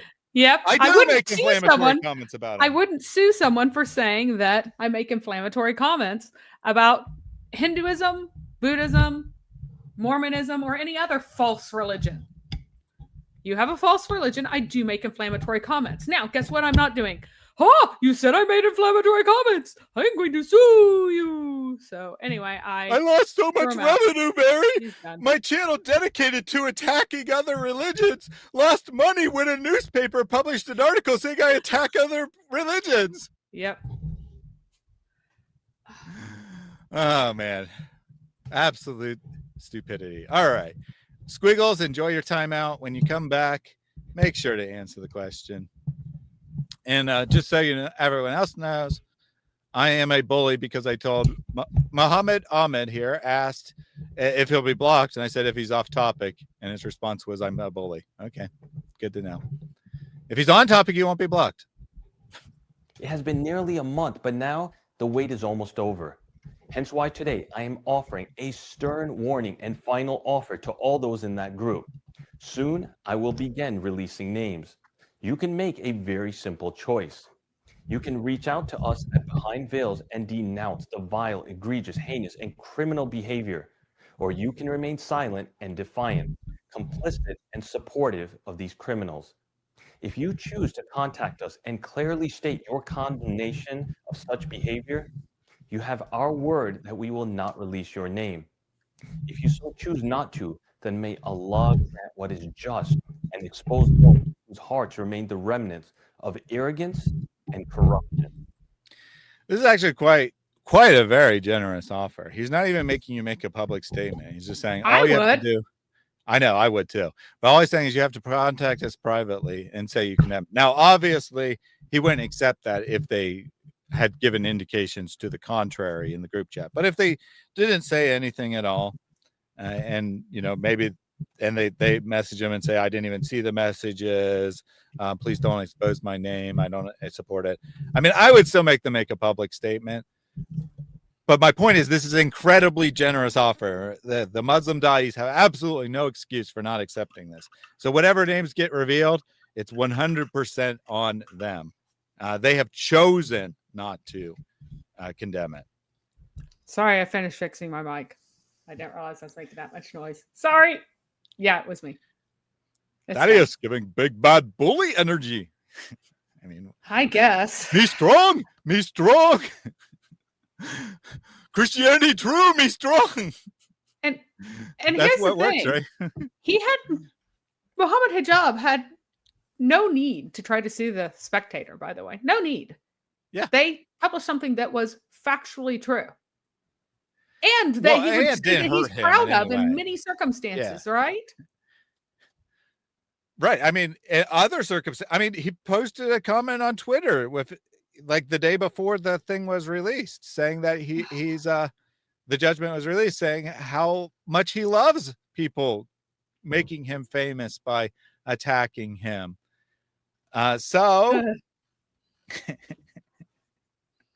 I mean, if you're gonna say that you want people to criticize you, I mean, in a different circumstances, he would have publicized this article and bragged about it. So why did he get upset about it?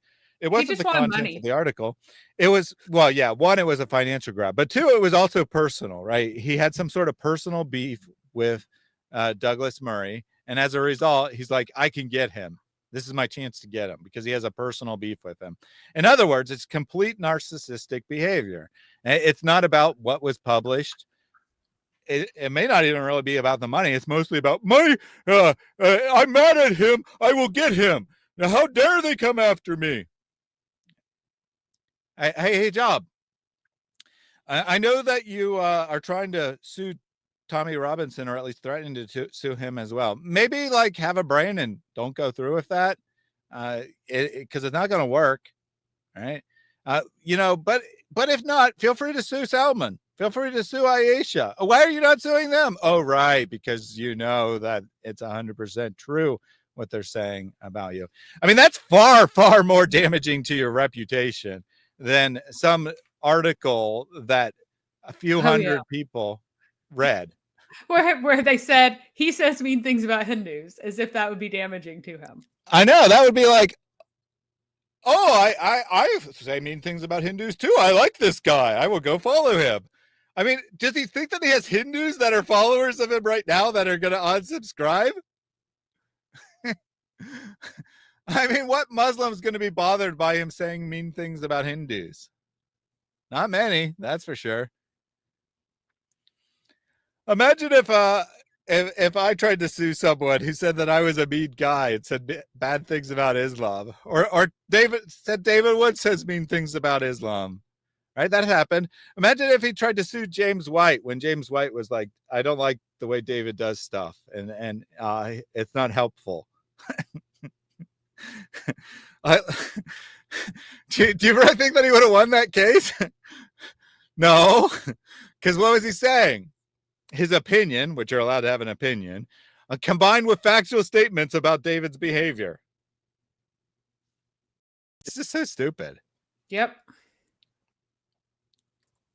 Soon the public, the Ummah, will know who remained quiet when truth was trampled and a sister's honor was under siege. This is your moment to show the world what side you're on, to prove that your Dawa is more than just performative piety, to stand for the truth or be buried with the lies. And for all those that think I'm bluffing, here's a geographical preview to the HP Dawa members list. Before we look at that map, if you think he's bluffing, you're an absolute moron. You're a squiggles level intelligence individual. Has he backed down or bluffed on anything in this whole saga? Absolutely not. No, he always so has here's our the little map. receipts. He always has the receipts. Yep. He's not saying anything he can't buy. Oh, look at the Malaysia. We know who that is, probably.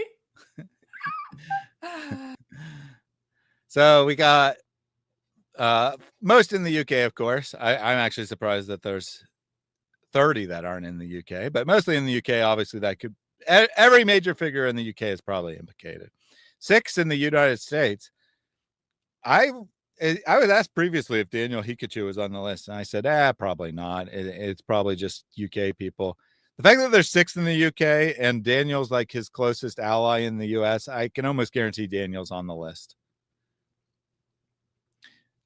Who the other 5 are, don't know. Canada, right? And then we got Spain here. I don't know anyone from Spain, but apparently we got someone from Spain, someone from Italy. I don't know any Dawa guys from Italy as well.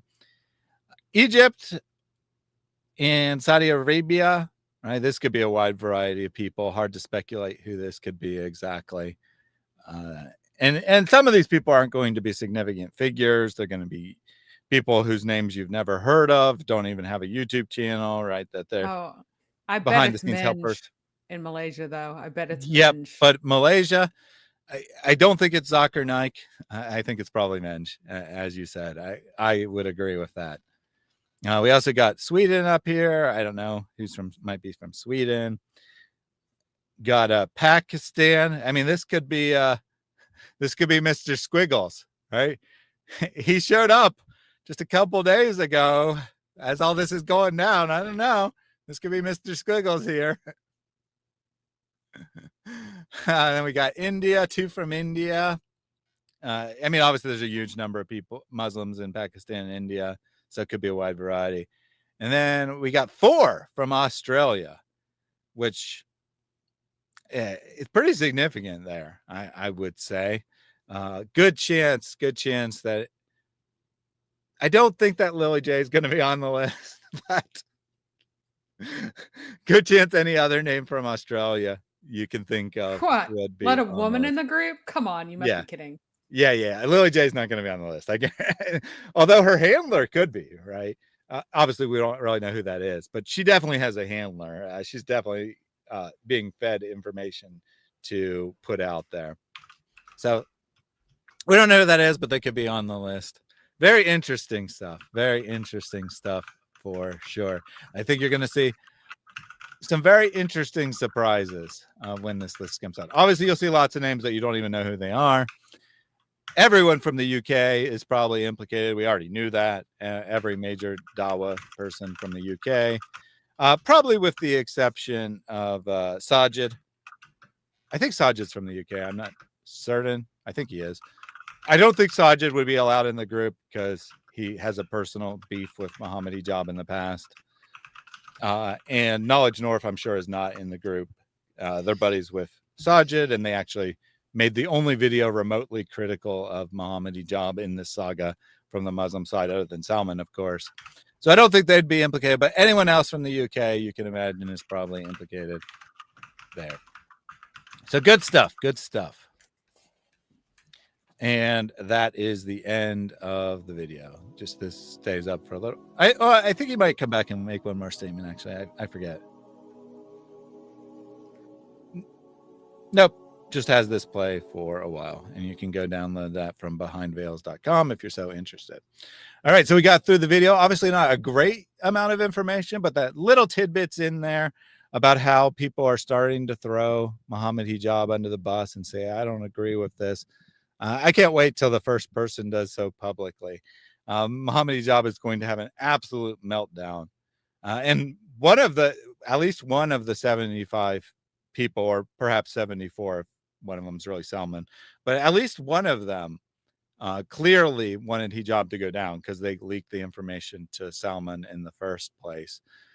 So at least one of them could definitely come out and say something. And with the court case being decided at the same time, timing is just so beautiful, so perfect here. All these reasons coming out on why are providing momentum to people throwing Hijab under the bus. And I do think, right, that this is having a significant effect on him.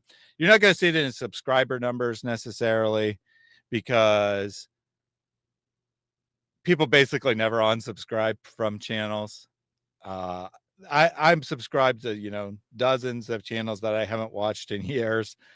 People very rarely unsubscribe from channels, but they very well might stop watching him, right? They stop watching his videos, stop supporting him. And even if they watch, they definitely are going to be very, very hesitant to send in any more donations, knowing where that money is actually going to go. So I think his career is crumbling. I think his relationship with his wife is probably crumbling. I think his life is basically falling apart. You won't see it publicly. He'll put on a face and say none of this bothers him. But we know. We know you are being destroyed, Mohammed Hijab. And you know what? We'll keep watching, and we got our popcorn ready.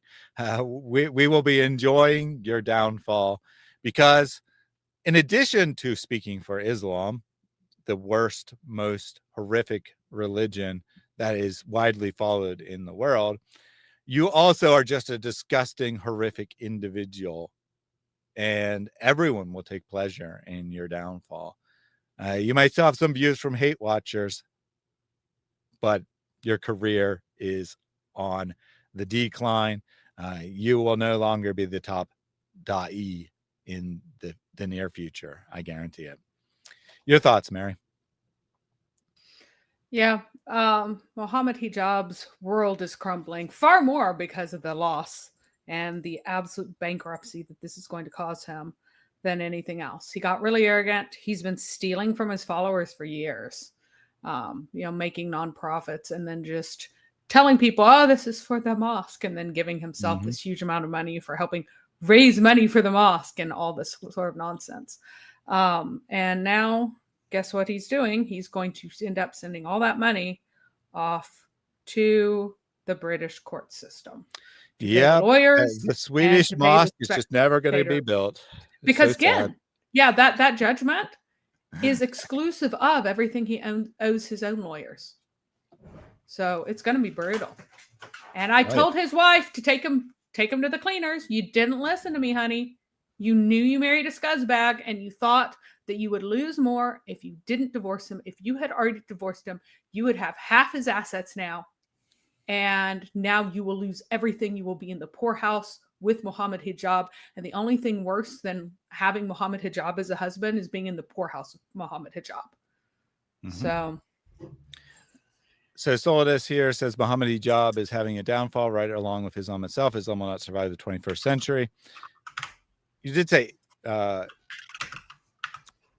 it depends on how you define Islam, right? I don't think that people will stop identifying as Muslim, as followers of Islam. I think you will see a substantial rate of open apostasy in the Islamic world.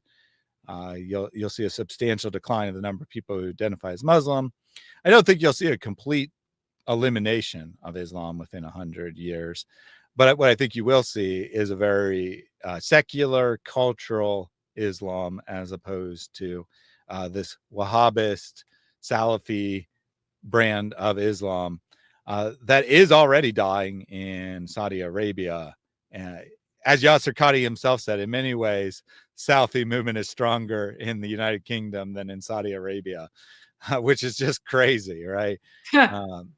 Yeah. That true Islam, you got to go. I mean, you could go to Pakistan, but you got to go to Pakistan, Well, Afghanistan, or the United Kingdom. You're not getting it from the Arab countries anymore because they're trying to secularize. They're trying to modernize and normalize relations with the West because they want to create an atmosphere of tourism because they know that their oil money won't last forever. Upcoming Jai and DOC stream. Mohammed Hijab wants prison and new behind veils review. Hey, that's what we did. We just saw that. So if you want to see the same thing, is that today? They're probably about to stream like right now. So perfect. We're about to end. So we're about to end. And one thing before we go, please put on your to watch list if you are all convinced of the idea that Muhammad didn't exist. I did a recent live stream where I went through the early Christian mainly sources talking about Muhammad and the arrival of the Muslims in the Middle East killing people. And I would really like you guys to review that because unfortunately we want to avoid our own Mohammed Hijab embarrassments. We want to avoid our own holes in the narrative. And we do that by calling out bad teachings before they become representative of our position. So if you could please put this on your watch later list, I'd really appreciate that. Drop in a link in the chat now, and then go over to Jai and DOC now. Look at that later. Muhammad really did exist, and he was an evil caravan robber. So it looks like they don't have it, so just anyone can redirect to their stream. So I can't officially redirect to it, but I do encourage you to go over that there. After we wrap up, we got a couple more minutes. I got some super chats and stuff to go through here. So from Christ Rise. And bot crashed again. Service unavailable. It's terrible. All right. So Christ Rise says, is Qatar responsible for the influx of money into Islam and the West? No, it's mostly was funded by Saudi Arabia. I think that money has largely dried up. I could be mistaken, but I think it's largely dried up.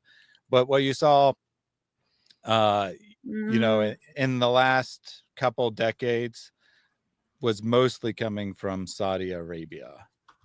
And that's why Salafism is what almost all the Dawa guys believe in, because that is exactly what Saudi Arabia was pushing. If the money had been coming from somewhere else, you might have got a slightly different brand of Islam. Well, Qatar is funding certain people for certain things, but not Salafism. They're not big into Salafism. And Mohammed Suhail Ahmed actually had a decent question. Why was Jesus born from a Jewish woman and not a pagan woman or Muslim woman or other nations' woman? Well, you repeat yourself with the Muslim woman and pagan woman, aside from the fact that Islam didn't exist yet. Yeah. But because why was he born of a Muslim woman? Oh, because Islam didn't exist.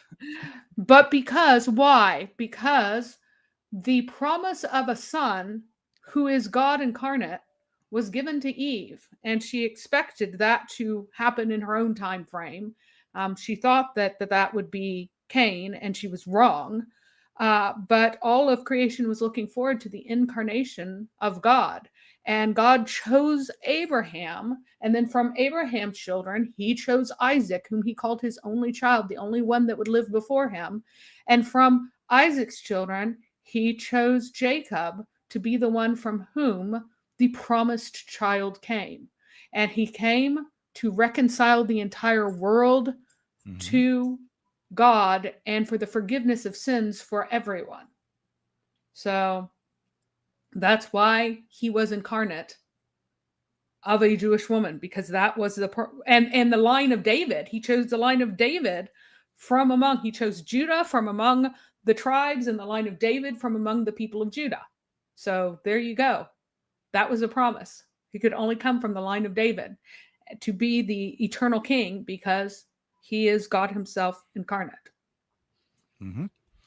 What is cat on screen? This is Artemis, one of my probably the most common visitor to the stream, but one of my 6 cats overall. Super chat from Eddie Merbank. من ذا الذي يقرض الله قرضا حسنا? Who is going to give Allah a good loan? Ya akhwati, this verse puts shame in my heart. My Lord is asking for a loan. Nothing's wrong with that guy. He has ability, but only a little bit of cash flow problems. He just needs a little bit of money right now. So give to Allah. Don't ask for anything back, guys. Yeah, don't ask for anything back. Don't be like all those other prosperity hadith preachers that promise a lot back in return. And my apologies, I read that as an N, but it's actually an R. So Eddie Mubarak. Thaddeus, fix your email address. I can't reach you out to you properly on X because my account is empty and the messages get flagged as spam. As far as I know, my email is working properly. But I can also look at the spam messages on X now that you told me they exist. I don't normally go look there because it's like filled with crypto scammers and stuff. But if you send me a message, I can go look for it on X. Email. Mary just sent me an email like yesterday, so I think it's working. But if not, let me know. Thank you for the donation there as well. A super chat from Jack Ray, which isn't going to work because the bot crashed, but I can manually add that real quick. I spin the wheel of consequences. There you go. He spins the wheel of consequences, which I don't have here, but we can just get a goat in. Artemis did not like that. You couldn't see because her head was out of the screen, but she was like, what the heck? Let's see if it happens again. Yep. She does not like side eye. Like the screaming goat. She's like, what are you doing? I'm trying to sleep here. Thank you for that, Jack Ray. We did have Mohammed here with his brilliant argument here.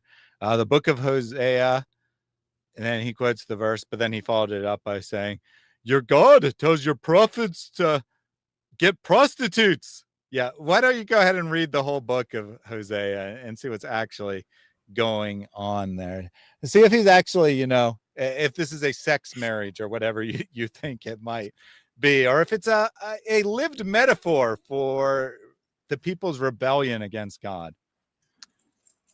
Do read the book and let me know. Do read the book and let me know. So dumb. I mean, why are you required to be stupid when you sign up for this religion? Like, I take the Shahada, and from now on, I will only say moronic things. I won't investigate anything. I will just repeat things blindly and make an absolute monkey out of myself in front of anyone who is knowledgeable. Yeah, and in fact, you don't even have to read the whole book. You could actually just read the second half of the verse he quotes. For the land has committed utter harlotry. Now, to get that this is primarily about idolatry, you'd have to actually read the book. But and why would idolatry be harlotry or prostitution according to the biblical narrative? One of those themes that runs throughout the Bible that Daniel Hikachu says is what the Quran is confirming. Mary, what would that theme be? Maybe it's because a major theme of the Old Testament is of major metaphor is of Israel, the bride of God. So a metaphorical husband-wife relationship. So if Israel, the woman, and Christ, who is the bride of the church. Mm-hmm. Crazy. So if the wife in this relationship seeks after other gods, other men in the analogy, that would be committing adultery, right? It would be legitimate to say Israel is prostituting herself. Weird right, that the Bible actually makes sense when you read it in context. let's wrap up and send everybody over to Jai and DOC because they are streaming now. Yep. I got 4 more super chats, which I definitely want to take. We'll run through them quickly, though. 5 gifted memberships from Ryan. Every single person that donates, inshallah, you're going to get a reward. You know what? Forget donate. Invest. You invest in your hereafter. Forgive me for pranking you guys, but I had to. Yeah, I'm the king of clickbait. Goodbye.